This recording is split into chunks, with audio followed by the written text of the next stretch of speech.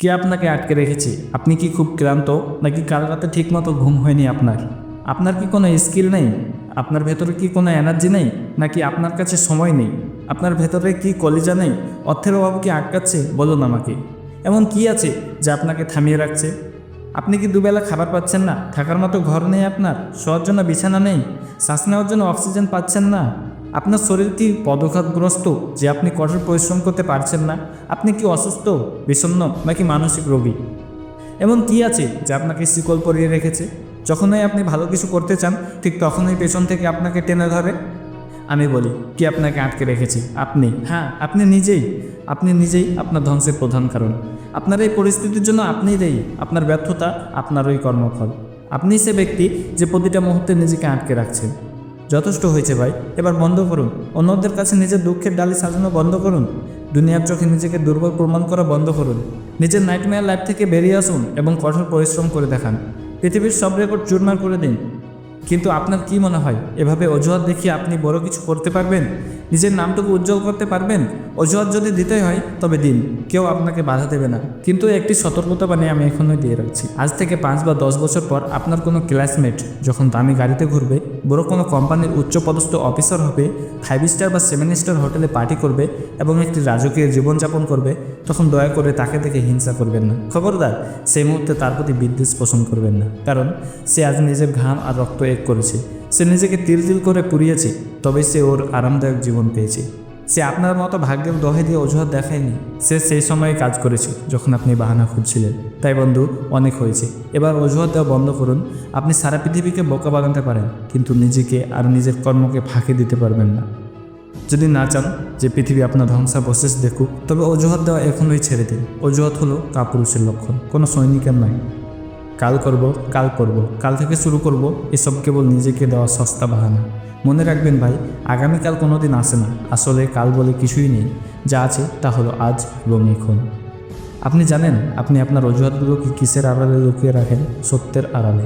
হ্যাঁ, সেই সত্য যা হয়তো আপনি জানেন না, আর জানলেও মানতে চান না। আর এই কারণেই আপনি বাহানা খোঁজেন, কারণ আপনার সত্য থেকে পালানোর অভ্যাস আছে।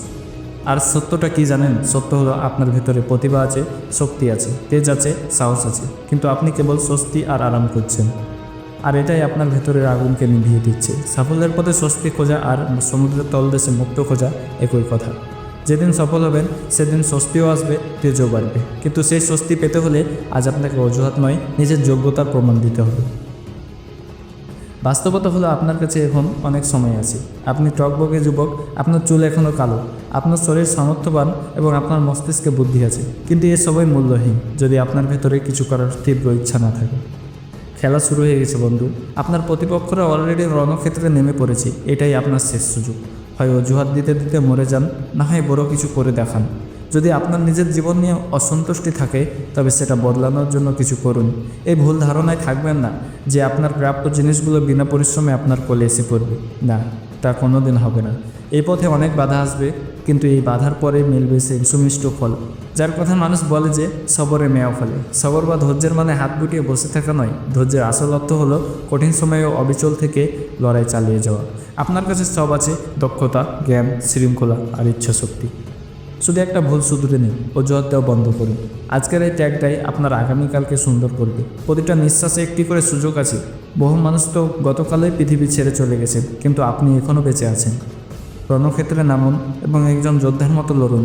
জয় বা পরাজয় বড় কথা নয়, বড় কথা হলো আপনি ময়দান ছাড়েননি। যদি একটি দরজা বন্ধ হয়, তবে পরিশ্রমী মানুষের জন্য আরও 10টি পথ খুলে যায়। খেলোয়াড় হন ভাই, আর একজন খেলোয়াড় কখনো অজুহাত দেয় না। সে তার লক্ষ্যের জন্য নিজের সবটুকু বিসর্জন দেয়। অজুহাত দিলে আপনার মন শান্ত হবে ঠিকই, কিন্তু আপনার স্বপ্ন, আপনার ভবিষ্যৎ সব উজাড় হয়ে যাবে। তাই অজুহাত নয়, সুযোগ তৈরি করুন। আর সেই সুযোগের বাজিমাত করে সাফল্যের সব সীমা অতিক্রম করে যান। অজুহাত দেওয়া মানুষের ভিড়ে হারিয়ে যাবেন না। যোদ্ধা হন, অজুহাতের মৃত্যু ঘটান। পৃথিবী আপনার সাফল্যের গল্প শোনার জন্য অপেক্ষা করছে। উঠে দাঁড়ান, কাজ শুরু করুন। সময় এখন আপনার। দেখা হবে ঠিক পরের ভিডিওতে।